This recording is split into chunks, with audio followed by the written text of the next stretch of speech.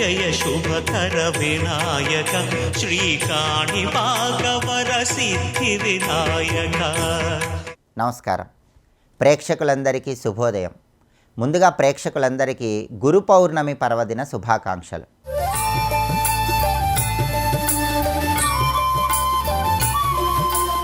ఆషాఢ మాసంలో వచ్చే పౌర్ణమి తిథిని గురు పౌర్ణమి లేదా వ్యాస పౌర్ణమిగా జరుపుకోవటం అనాదిగా వస్తున్న సంప్రదాయం. వ్యాస భగవానుణ్ణి ఆరాధన చేయటం ద్వారా గురుస్వరూపమైనటువంటి వ్యాసుడి అనుగ్రహానికి పాత్రులై సమస్త శుభ ఫలితాలను సిద్ధింపజేసుకోవచ్చు. అలాగే గురు పౌర్ణమి సందర్భంగా గురుస్వరూపమైనటువంటి దత్తాత్రేయుడు, దక్షిణామూర్తి, షిరిడి సాయినాథుడు, రాఘవేంద్ర స్వామి వార్లను ఆరాధన చేయటం ద్వారా కూడా జాతకంలో గురుబలాన్ని పెంపొందింపజేసుకొని సమస్త శుభ ఫలితాలను సిద్ధింపజేసుకోవచ్చు.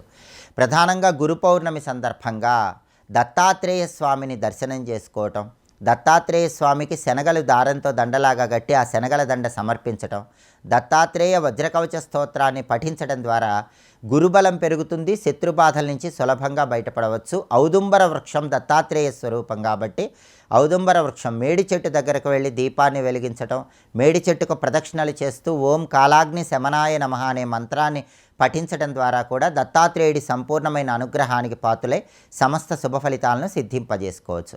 అలాగే దగ్గరలో ఉన్నటువంటి షిరిడి సాయినాథుడి మందిరానికి వెళ్ళటం, సాయినాథుడి మందిరంలో హారతులు దర్శనం చేసుకోవటం, సాయినాథుడి మందిరంలో ప్రమిదల్లో దీపాలు వెలిగించటం, భక్తులకు సాయి సచ్చరిత్ర గ్రంథాన్ని ఇవ్వటం ద్వారా కూడా షిరిడి సాయినాథుడి సంపూర్ణమైన అనుగ్రహానికి పాత్రులై గురుబలాన్ని పెంపొందింపజేసుకోవచ్చు.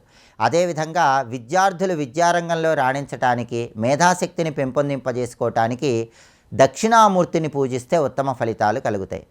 అందుకే శ్రీ భగవతే ధర్మాయ జ్ఞాన శక్త్యావతారాయ నమః అనే దక్షిణామూర్తి మంత్రాన్ని పఠిస్తూ దక్షిణామూర్తి చిత్రపటానికి తెల్లటి పుష్పాలతో, పసుపచ్చటి చామంతి పూలతో పూజ చేయటం, దక్షిణామూర్తి స్తోత్రాన్ని పఠించడం ద్వారా గురుబలాన్ని పెంపొందింపజేసుకుని విద్యార్థులు విద్యారంగంలో మంచి పురోభివృద్ధిని సాధించవచ్చు.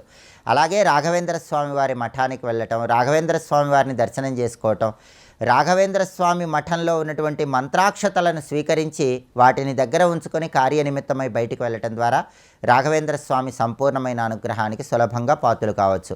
గురు పౌర్ణమి అంటే గురుస్వరూపమైనటువంటి అవతార స్వరూపాలను వ్యాస భగవానుడితో పాటుగా ధ్యానం చేసే రోజు. ప్రధానంగా మాత్రం వ్యాస భగవానుడికి ప్రీతికరమైన రోజు. అందుకే దీన్ని వ్యాస పౌర్ణమి అనే పేరుతో కూడా పిలుస్తారు. వ్యాసుడు సాక్షాత్తు శ్రీమన్నారాయణమూర్తి స్వరూపము. వ్యాస భగవానుడిని ధ్యానం చేసుకోవటం, వ్యాం వేదవ్యాసాయ నమః అనే మంత్రాన్ని ఇంట్లో దీపం పెట్టాక వీలైనన్ని సార్లు పఠిస్తూ వేదవ్యాసుడి అనుగ్రహానికి పాత్రులవటంతో పాటుగా గురుస్వరూపమైనటువంటి అవతార స్వరూపాలను ఆరాధన చేయటం ద్వారా జాతకపరంగా ఉన్న గురుగ్రహ దోషాలు తొలగింపజేసుకోవచ్చు. సమస్త గురుదేవుల అనుగ్రహానికి ప్రతి ఒక్కరూ సులభంగా పాత్రులు కావచ్చు. రేపటి శుభయోగం శీర్షికన నారికేళ విజ్ఞానంలో కొబ్బరికాయ కొట్టేటప్పుడు కొబ్బరికాయ ఎలా పగిలితే ఎటువంటి ఫలితాలు కలుగుతాయో, నారికేళ విజ్ఞానంలో ఉన్న రహస్యాలేంటో పరిశీలిద్దాం. నమస్కారం.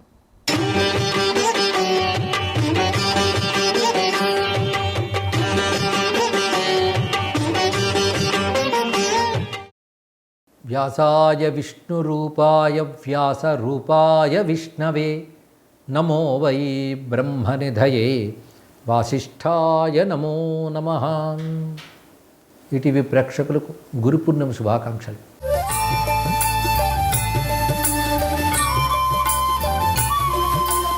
ఆషాఢ శుక్ల పూర్ణిమని గురు పూర్ణిమ అని వ్యవహరిస్తాం. దీనిగా వ్యాస పూర్ణిమ అని కూడా పేరు. అసలు వ్యాస అంటే జ్ఞానాన్ని విస్తరింపజేసి ఇచ్చినవాడే వ్యాసుడు. కానీ గురువుకు కూడా ఇది మరొక పేరుగా ఉన్నది. అలాగే నారాయణుకు కూడా వ్యాసనామం విష్ణు శాస్త్రంలో కనబడుతుంది. అసలు నారాయణుడే అపాంతరతమునిగా అంటే లోపల అజ్ఞానమనే చీకటిని పోగొట్టేవాడిగా వ్యక్తమై ఆయనే వ్యాసుడిగా వచ్చాడు. కనుక వ్యాసాయ విష్ణు రూపాయ అంటున్నాం. ఇలాంటి వ్యాస భగవానుడు వేదములను 4గా మనకు విభాగం చేసిచ్చి, అలాగే ప్రాచీనమైన పురాణములను 18 మహాపురాణాలుగా 18 ఉపపురాణాలుగా కూడా చేసి ఇచ్చాడు. ఇక స్వయంగా మహాభారతాన్ని రచించాడు ఆయన. ఇంకా బ్రహ్మసూత్రములను ఈయనే బాదరాయణ నామంతో రచించాడని కూడా చెప్తారు. ఇలా మనకున్న సమస్త వాంగ్మయము వ్యాసుని ద్వారా మనకు లభించింది. అంతేగాని వ్యాసుడితోనే ప్రారంభమైందని కాదు. రానున్న కలియుగానికి గాను అప్పటి వరకు ఉన్న వేద విజ్ఞానాన్ని అంతటిని కూడా ఒక పద్ధతిగా ఏర్పరిచి ఇచ్చినవాడు వ్యాసుడు. అలాగే పురాణములు కూడా అప్పటికి ఉన్నవే వ్యాసుడు మనకు ఒక పద్ధతిగా ఇచ్చాడు. తాను స్వయంగా రచించింది మహాభారతాన్ని. మిగిలినవన్నీ కూడా ప్రాచీన విద్యల్ని ఆయన ఒక పద్ధతిగా ఇచ్చాడు. కానీ వ్యాసుడే ఎందరు ఋషులు మనకు జ్ఞానాన్ని ఇచ్చినా దాన్ని క్రమబద్ధీకరించి ఇచ్చిన వాడు వ్యాసుడు. అందుకే ఆ వ్యాసుని ఈరోజు మనం స్మరించుకోవాలి. ఇది ప్రధానంగా వ్యాసుడు ఈరోజు ఆవిర్భవించాడని కొంతమంది ప్రమాణములతో చెప్తున్నారు. అసలు ఆషాఢ పూర్ణిమ నాడు చేయవలసినది బ్రహ్మ విద్యాపరమైన పూజ. ఈ రోజున యతీశ్వరులు చాతుర్మాస్యం ప్రారంభిస్తారు. అందుకే వాళ్ళు ఈ రోజు నుంచి 4 నెలలు అథవా ద్విమాసం వా అన్నారు, లేదా 2 నెలలు కదలకుండా ఒక చోటు ఉండాలి. ఎందుకంటే ఆ సమయంలో వర్ష ఋతువు ఏర్పడుతుంది కనుక అనేక ప్రాణులు ఉత్పన్నమవుతాయి. గమనం వల్ల వాటికి ప్రమాదం కలగకూడదని అహింసావ్రత పరాయణులు సన్యాసులు కనుక వారు కదలరు. ఆ కదలకుండా ఒక చోట చాతుర్మాస వ్రతం చేసినప్పుడు వారు ఆరాధించుకునే పద్ధతి ఏది అది తెలుసుకోవాలి. ఇది అసలైన గురు పూర్ణిమ అంటే. ముందుగా ఆరాధించవలసినది కృష్ణ పరమాత్మను ఆరాధన చేయమన్నారు. ఎందుకంటే కృష్ణం వందే జగద్గురు. మనకు బ్రహ్మ విద్యలో దక్షిణామూర్తి, అదేవిధంగా హయగ్రీవ స్వామి, దత్తాత్రేయ స్వామి వారు, ఇంతమంది ఆచార్యమూర్తులు ఉన్నా మన కృష్ణుడిని ఎందుకు స్మరిస్తున్నామంటే ఇందరు ఆచార్య స్వరూపంగా వచ్చిన సంపూర్ణమైన నారాయణుడే శ్రీకృష్ణుడు. అది కృష్ణ పరమాత్మను ముందు ఆరాధన చేసి కృష్ణునికి 4 వైపులా వాసుదేవ, సంకర్షణ, ప్రద్యుమ్న, అనిరుద్ధ అనే దేవతల్ని కలసాదులు ఎందు ఆవాహన చేస్తారు. లేదా తమలపాకు ఎందు వక్కపెట్టేను ఆవాహన చేయవచ్చు. ఆ తర్వాత ఇదొక గురు పంచకం, కృష్ణ పంచకం. దాని తర్వాత చేయవలసింది వ్యాస పంచకం, అంటే వ్యాస మహర్షిని ఆవాహన చేస్తారు. ఇది కృష్ణ పంచకానికి దక్షిణం వైపు చేయాలి అన్నారు. అంటే వ్యాసుని ప్రధానంగా పెట్టి ఆయన శిష్యుని 4 వైపులు పెడతారు. వారు సుమంతుడు, జైమిని, వైశంపాయనుడు, పైలుడు. ఆ తర్వాత కృష్ణ పంచకానికి ఎడం వైపు భాష్యకారులను పెడతారు. ఈ భాష్యకారుల్లో అద్వైత సంప్రదాయాన్ని అనుసరించి బ్రహ్మ విద్యా సంప్రదాయం కనుక ఆదిశంకర భగవత్పాలు వారిని పెట్టి ఆ 4 శిష్యుల్ని కూడాను 4 వైపులా పెడతారు. వారు పద్మపాదాచార్యులు, అదేవిధంగా తోటకాచార్యులు, హస్తామలకాచార్యులు, సురేశ్వరాచార్యులు, వారిని ఆవాహన చేసి పెడతారు. ఆ తర్వాత చేయవలసినటువంటిది తమ గురువు, అంటే శ్రీకృష్ణ పంచకాన్ని ఎదుటిగా పెట్టవలసినటువంటిది గురు, పరమగురు, పరమేష్ఠ గురు, పరాపర గురు అన్నారు. అంటే తన గురువు, ఆ గురువులకు గురువులు, వారిని కూడా భావన చేసి అక్కడ ఆరాధన చేయాలి. అదేవిధంగా బ్రహ్మ విద్య ప్రధానంగా పరమాత్మ నుంచి వచ్చింది, అందుకున్నవాడు బ్రహ్మదేవుడు. కానీ బ్రహ్మదేవుడు, ఆయన నుంచి వశిష్ఠుడు, వశిష్ఠుడి నుంచి శక్తి, శక్తి నుంచి పరాశరుడు, పరాశరు నుంచి వ్యాసుడు, వ్యాసుడి నుంచి సుఖమహర్షి, ఆయన నుంచి గౌడ భగవత్పాదుల వారు, ఆయన నుంచి గోవింద భగవత్పాలు వారు, అటుపై ఆదిశంకర భగవత్పాలు వారు అని చెప్పారు. వీరితో పాటు ఆరాధించవలసింది ఎవరిని అంటే ఆగ్నేయంలో గణపతిని, ఈశాన్యంలో క్షేత్రపాలిని, వాయవ్యంలో దుర్గని, నైరుతిలో సరస్వతిని, ఇక తూర్పు మొదలుగా అన్ని దిశల్లో అష్టదిక్పాలకులను ఆవాహన చేసి పూజించాలి. ఇందులో నారాయణ, కృష్ణాది మంత్రములతో కృష్ణుని, అలాగే వ్యాస, శంకర ఇత్యాది ఋషులను ఆయా నామాలతో పూజించిన చాలు. అదే వ్యాసాష్టోత్తర శతనామ స్తోత్రం ఇత్యాది మనకు ఉన్నాయి. ఇవి గురువుల్ని పూజించడం. ఇది గురు పూర్ణిమ నాడు చేయవలసిన అసలైన కృత్యము. ఈ పరంపర మనం మర్చిపోరాదు. ఈ విధంగా గురు పూర్ణిమ మనం నిర్వహించుకుని నారాయణ నుంచి ఇప్పటి వరకు వచ్చిన గురు పరంపర అనుగ్రహం పొందుదాం. సర్వం శ్రీకృష్ణ చరణారవిందార్పణమస్తు.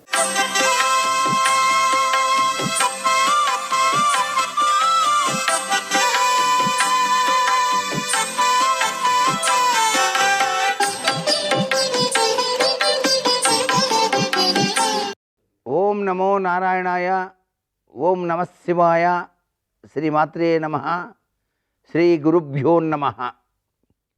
ఈరోజు ఆషాఢ శుద్ధ పూర్ణిమ, గురు పూర్ణిమగా చెప్తాం. ఈటీవీ ప్రేక్షకులందరికీ గురు పూర్ణిమ శుభాకాంక్షలు.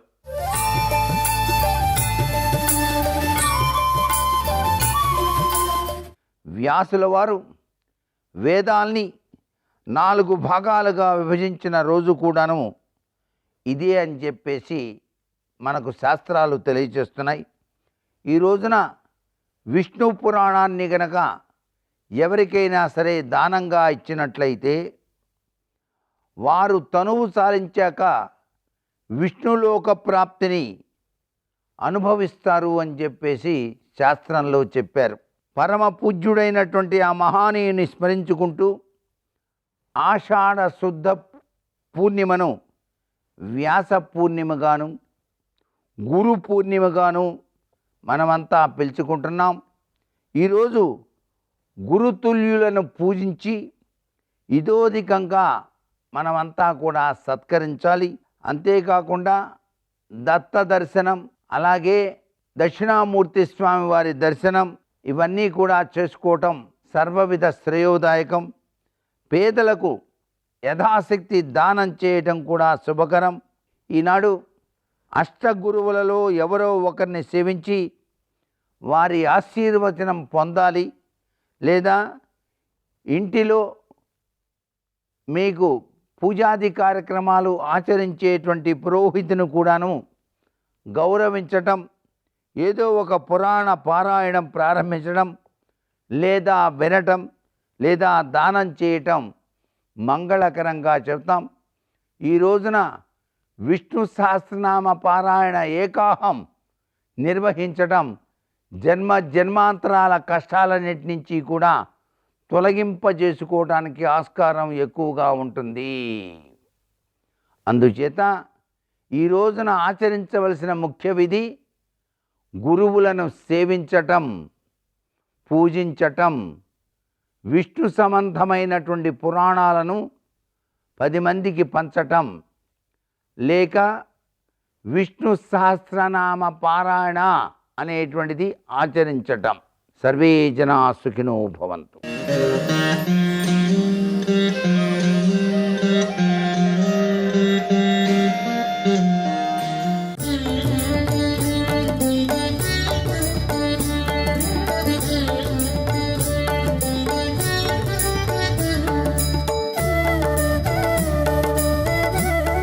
గురువే దైవం, గురువే తల్లి తండ్రి.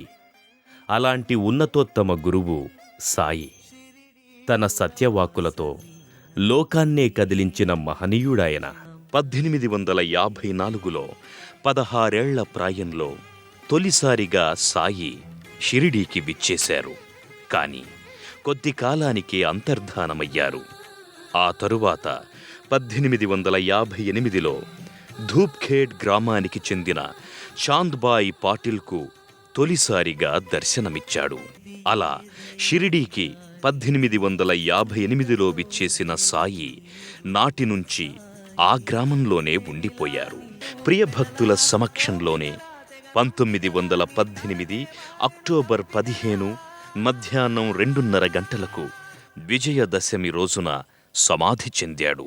శ్రీ సాయిబాబా వారి దివ్య మందిరాలలో ప్రధానమైందిగా చెప్పబడుతున్న మందిరం సమాధి మందిరం.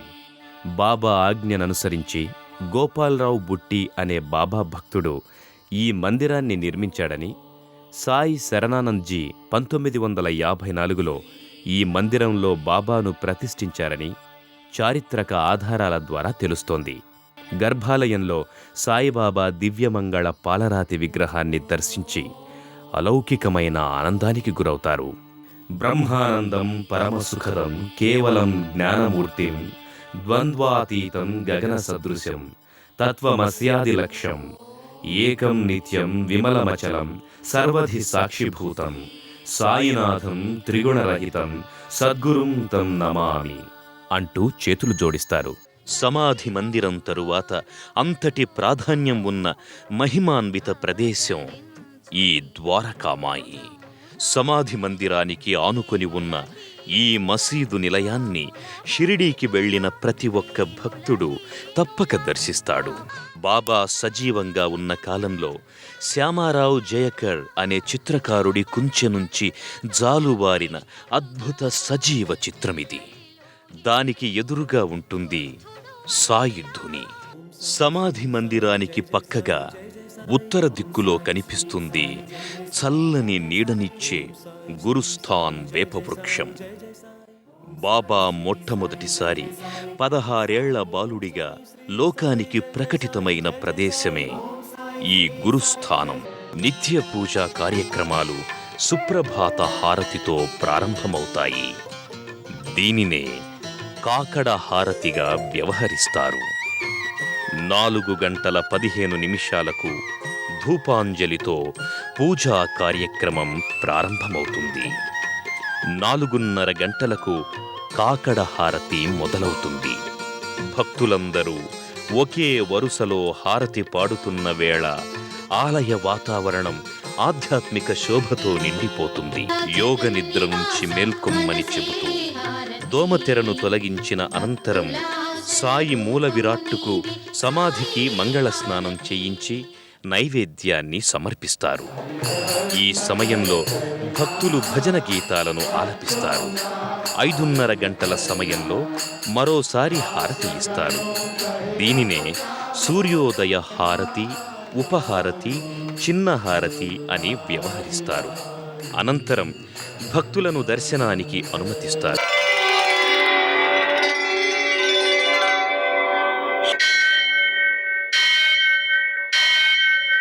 సహస్రశీరుషం దేవం విశ్వాక్షం విశ్వశంభువం విశ్వం నారాయణం దేవమక్షరం పరమం పదం విశ్వతః పరమాం నిత్యం విశ్వం నారాయణగుం హరిం విశ్వమేవేదం పురుషస్తద్విశ్వముపజీవతి పతిం విశ్వస్యాత్మేశ్వరం శాశ్వతం శివమచ్యుతం నారాయణం మహాజ్ఞేయం విశ్వాత్మానం పరాయణం సూర్యశౌర్యమథేందురింద్ర పదవీ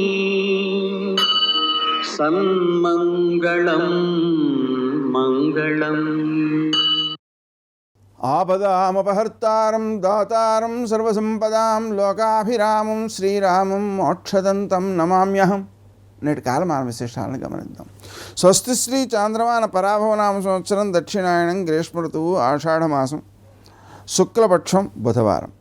సూర్యోదయం 5:58 సూర్యాస్తమయం 6:47. తిథి పూర్ణిమ రాత్రి 8:02 వరకు. నక్షత్రం ఉత్తరాషాఢ మధ్యాహ్నం 3:34 వరకు. వర్జం రాత్రి 7:55 నుంచి 9:40 వరకు. దుర్ముహూర్తం మధ్యాహ్నం 11:57 నుంచి 12:48 వరకు. అమృతకాలం ఉదయం 8:31 నుంచి 10:17 వరకు. రాహుకాలం బుధవారం కాబట్టి మధ్యాహ్నం 12 నుంచి 1:30 వరకు. అష్టకవర్గరీత్యా శుభప్రదమైన సమయం ఉదయం 11 గంటలకి. నేటి విశేషం గురు పూర్ణిమ, అలాగే వ్యాస పూర్ణిమ. గురు పూర్ణిమ సందర్భంగా ఈటీవీ ప్రేక్షకులకు శుభాకాంక్షలు.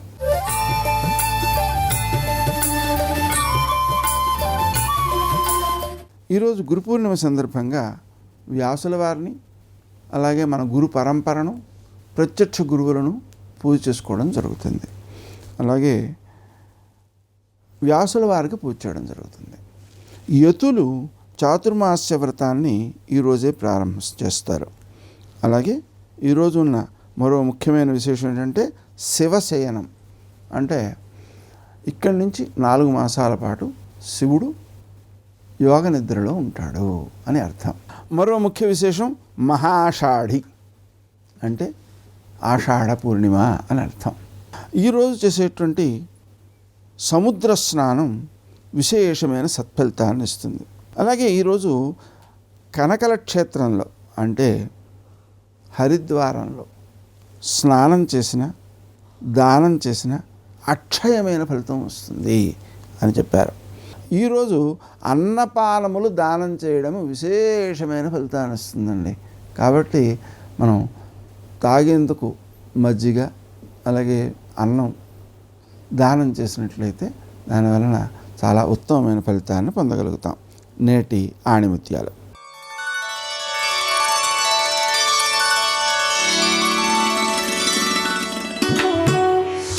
సరైన కప్పు లేని ఇంటిలోకి వర్షం ఎలా ప్రవేశిస్తుందో అలా ధ్యానం, సాధన చేయని వారి చిత్తంలోకి కామక్రోధాలు, రాగద్వేషాలు ప్రవేశిస్తాయి.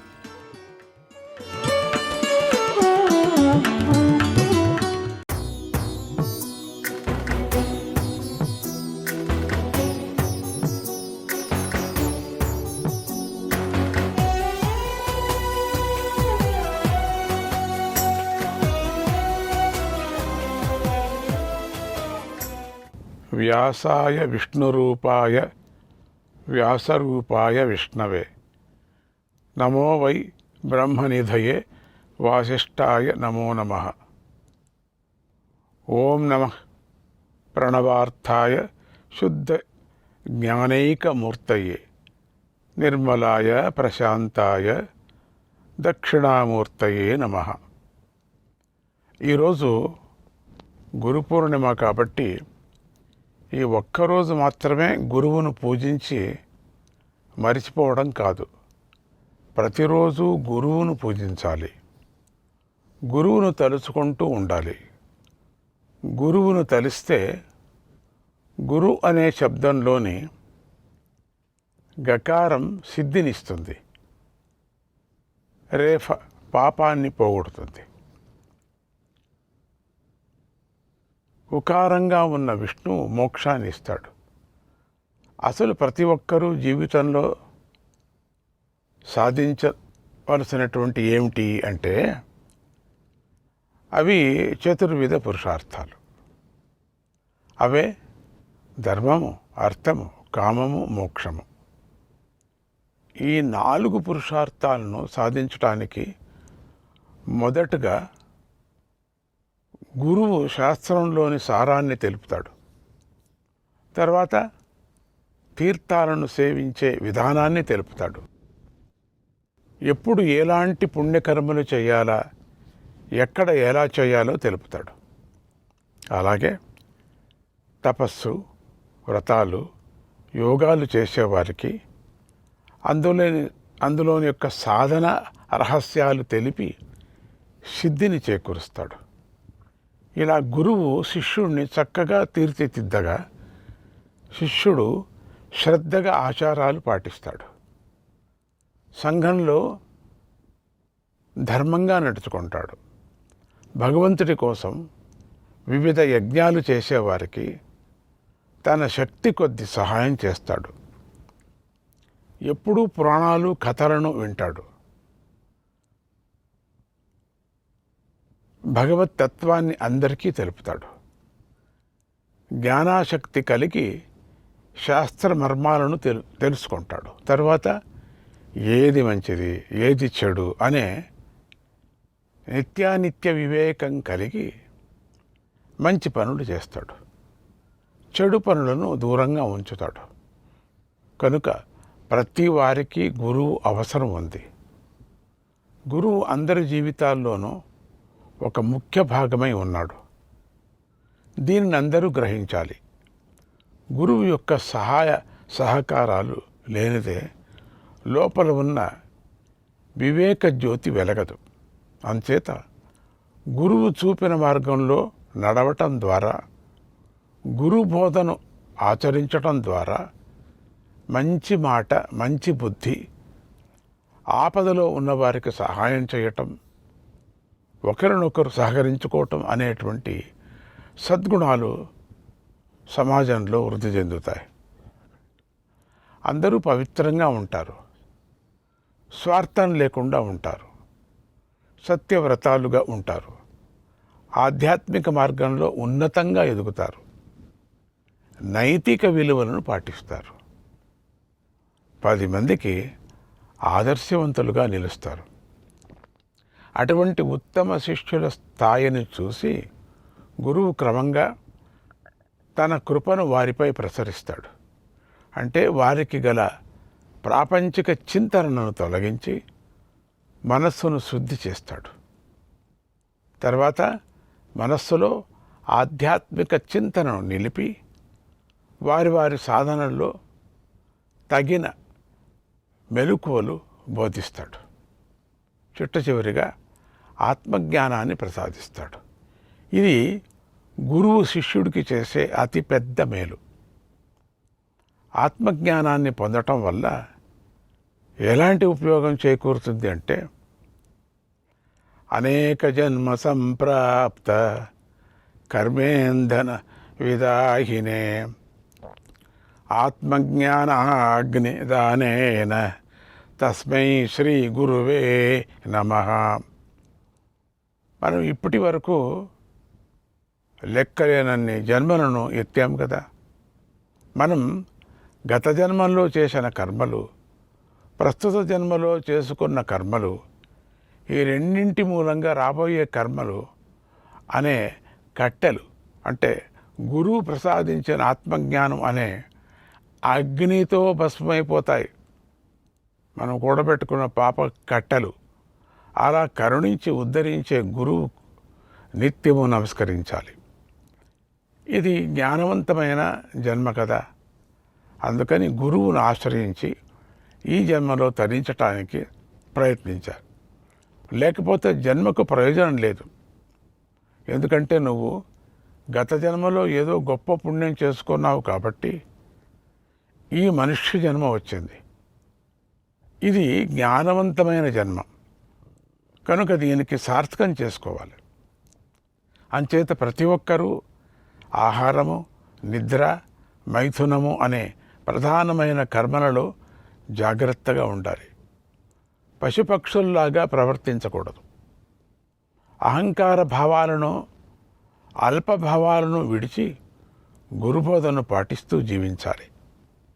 అశాంతి అనేది ఊరికే తొలగదు. ఏవో చిన్న చిన్న ప్రయత్నాలను చేయటం మూలంగా అది తొలగదు. మనస్సు పవిత్రమైనప్పుడే తొలగుతుంది. అయితే ఈ మనస్సును పవిత్రం గలవాడు ఆయన ఒక్కడే కదా, గురువు ఒక్కడే. ఈ శక్తి ఒక్క గురువు చేతిలోనే ఉంది. కాబట్టి గురువును ఆశ్రయించకుండా ఎలాంటి సత్కర్మలు చేసినా ప్రయోజనం లేదు.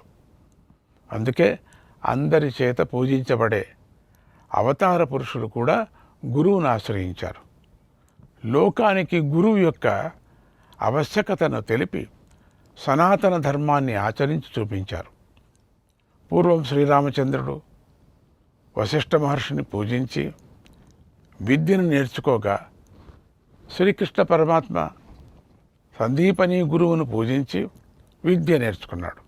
ధ్రువుడు నారదుడిని పూజించి హరికరుణతో ధ్రువమండలాన్ని అందుకోగా, ప్రహ్లాదుడు నారదుడిని పూజించి భగవంతుడిని అంతటా దర్శించాడు. పరమ యొక్క భాగవతులలో అగ్రగణ్యుడయ్యాడు ఆయన. ఉద్ధవుడు జగద్గురువైన కృష్ణుడిని పూజించి వేదాంతాన్ని ఉపదేశంగా పొందాడు. పరీక్షిత్తు శ్రీ సుఖమహర్షిని పూజించి భాగవతాన్ని ఉపదేశంగా పొందాడు. మరణాన్ని జయించి ముక్తుడయ్యాడు. యదురాజు, అలర్కుడు, కార్తవీరుడు మొదలైన భక్తులందరూ దత్తస్వామిని గురువుగా పూజించి ఆత్మజ్ఞానాన్ని అందుకొని తరించారు. అంచేత సమస్త మానవాళికే ప్రజాపతి అయిన బ్రహ్మదేవుడు ఏం బోధించాడంటే, గురు బ్రహ్మ గురుర్విష్ణు గురుర్దేవో మహేశ్వర గురురేవ పరం తత్వం తస్మాత్ గురు ముపాశ్రయేత్. గురువే బ్రహ్మ, గురువే విష్ణువు, గురువే మహేశ్వరుడు, గురువే పరబ్రహ్మ. కనుక ప్రతి మానవుడు గురువును సేవించి సిద్ధి పొందాలి అని బోధించాడు. సూర్యుడు పగటిపూట మాత్రమే ప్రకాశిస్తూ ఉంటే చంద్రుడు రాత్రిపూట మాత్రమే ప్రకాశిస్తూ ఉంటాడు. దీపం యొక్క వెలుగు కొంతవరకే ప్రసరిస్తుంది. కానీ గురుకృపను పొందిన శిష్యుడు మాత్రము అజ్ఞానం అనే తమస్సును పోగొట్టడమే ముందు ఒక తపస్సు. ఎప్పుడూ జ్ఞానంతోనే ప్రకాశిస్తూ ఉంటాడు. పూర్వం ఒకసారి వేదాలు, శాస్త్రాలు, ఉపనిషత్తులు, ధర్మాలు అన్నీ కూడా మనమంతా విడివిడిగా ఉండకూడదు, ఒకే చోట ఉండాలి అని నిశ్చయించుకొని కలిసిపోయి ఒకే చోటికి చేరాయి. ఆ స్థానమే గురుస్థానం అయి ఉంది. ఆ గురువే శ్రీ దక్షిణామూర్తి, శ్రీ దత్తమూర్తి. జీవి శరీరాన్ని ధరించటానికి తల్లిదండ్రులు జన్మను మాత్రమే ప్రసాదిస్తారు. కానీ గురువు అలా కాదు. జ్ఞానం అనే శరీరాన్ని ధరించటానికి గురువు జీవికి రెండవ జన్మను ప్రసాదిస్తాడు. అందుకని గురువు తల్లిదండ్రుల కన్నా గొప్పవాడు. దీనికి ప్రమాణం ఏమిటి అంటే, మహాభారతంలోని శాంతి పర్వంలోని మాటే ప్రమాణం. జ్ఞానంతో కూడా జన్మయే గొప్పది, అదే దివ్యమైనది, అదే అజరమైనది, అమరమైనది అని శాంతి పర్వం బోధించింది. ఇదే మాటను శాస్త్రము చెప్పింది. కనుక మనిషి జీవితంలో తల్లిదండ్రుల స్థానం కన్నా గురువు యొక్క స్థానమే చాలా గొప్పది అని ప్రతి ఒక్కరూ గ్రహించి గురువును పూజించాలి. మమ అంటే ఇది నాది అని అర్థం. కనుక మమకారాన్ని కలిగి ఉండటం వల్ల మృత్యువు కలుగుతుంది. నా మమ అంటే ఇది నాది కాదు అని అర్థం. అంటే మమకారాన్ని విడిచిపెట్టడం వల్ల మోక్షం కలుగుతుంది. అంటే అమృత స్వరూపులుగా అవుతారు. ఇది గురువును ఆశ్రయించి, గురువును సేవించి, గురుబోధలు గ్రహించి పాటించటం వల్ల మనిషికి లభించే అతి గొప్ప ఫలము, ప్రయోజనము. ఇది గురువు యొక్క ప్రాముఖ్యత, ఇది గురువు యొక్క తత్వం. ఈ గురు పూర్ణిమ నాడు సద్గురువును భక్తి శ్రద్ధలతో పూజించండి. ఆయన చూపే దారిలో నడవండి. మీ లోపల గల దానవత్వం నశించి మానవత్వం వికసించి అది దైవత్వంగా పరిమళిస్తుంది. మీ అందరికీ శ్రీ వ్యాస భగవానుడు అనుగ్రహం లభించుగాక. జై గురుదత్త, శ్రీ గురుదత్త. మహాంగింద్రాః పురశ్చనాః మాహిత్వా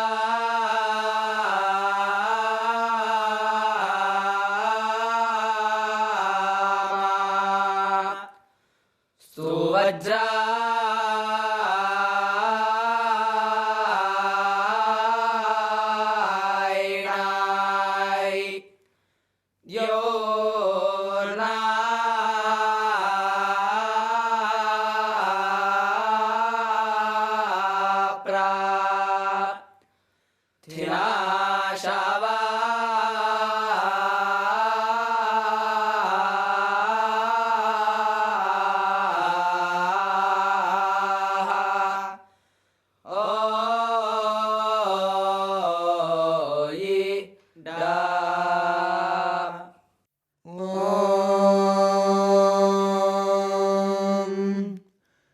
त्रिभिष्ट्वन्दे एव सवितर्वर्षिष्ठैः सोमधामाभिः अग्ने दक्षैः पुनीहिनः पुनन्तु मान्दे एव जनाः पुनन्तु वसावो धिया विश्वे देवाः पुनीतमाजाता वेदः पुनीहिमा प्रप्यायस्व प्रस्यन्दस्व सोम विश्वेभिरंशुभिः देवेभ्य उत्तमं हविः उपप्रियं पनिप्नतं युवानमाहुतिवृधम् अगन्मभिभ्रातो नमः अलाय्यस्य परशुर्नानाशतमापावस्व देव सोमा आकुञ्ची देवदेव सोमा यः पावमानीरध्येत्युषीभिः सम्भृतं रसम्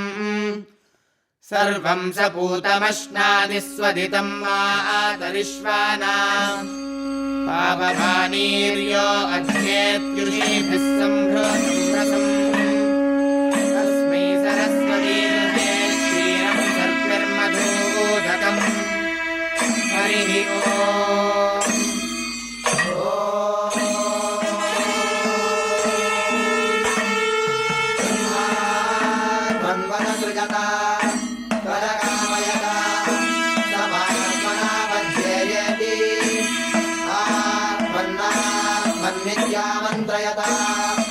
तस्मै दशमगुम्भूतः प्रत्यशृणोत् दशभूतो भवत् दशभूतो हवैरामैषः तम्बा एतं दशभूतगुं सन्तम् दशभूतेत्याचक्षते परोक्षेण परोक्षप्रियाभिवैदेवाः आत्मन्नात्मन्नित्यामन्त्रयता तस्मै सप्तमगुम्भूतः प्रत्यशृणोत्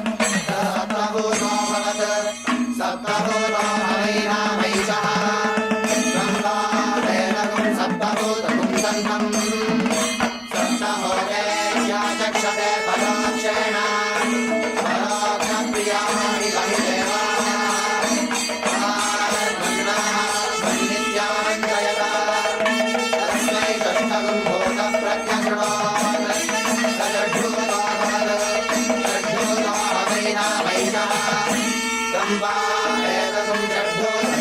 षड्भोजनेभ्योऽक्षते परोक्षेण परोक्षक्रियाणि वै देवात्मन्विद्यामन्त्रयता तस्मै पञ्चमभूतं प्रत्यशृणोत् स पञ्चभूतो भवत् पञ्चभूतो वैनामैषः सम्वा एतं पञ्चभूतं सम्पम् पञ्चभूतेभ्योऽक्षते परोक्षेण परोक्षक्रियाणि वै देवाः आत्मन्नात्मन्विद्यामन्त्रयता तस्मै चतुर्थं भूतं प्रत्यशृणोत् स चतुर्भूतो भवत् चतुर्भूतो वैनामैषः सम्वा एतं चतुर्भूतं सन्तम् चतुर्भूतेभ्योऽक्षते परोक्षेण परोक्षक्रियाणि वै देवाः त्वं वै मेनेदिष्टं भूतं प्रत्यश्रौषि त्वयैनाख्यातादरिति तस्मात् वै नादृष्टतर्मोतार इत्यादर्शते तस्मात् शुश्रूषपुत्राहुमृज्यतमः नेदिष्ठो मृज्यतमः नेदिष्ठो ब्रह्मणो भवति य एवं वेद।